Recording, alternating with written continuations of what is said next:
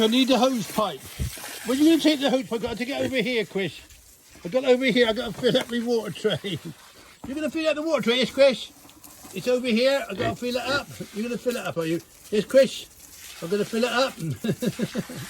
Winnie? Chris, I nearly got it. You're doing very well. Don't squirt me. Chris, I try not to. It's a bit of a hot day today. So we're having a bit of water put in there for the wallowing. We decided it's not in the right place. We're going to move it. Oh, Chris, I got it. I got it. I got it. I got it in there, Chris. There you are. I filled it up. No, that's not filled up. Bring it back. Bring it back. Chris, bring it back. I'll do this one now, Chris. I'll put it in this one. Oh, Winnie. Oh, Chris, you've got to save this water, you know.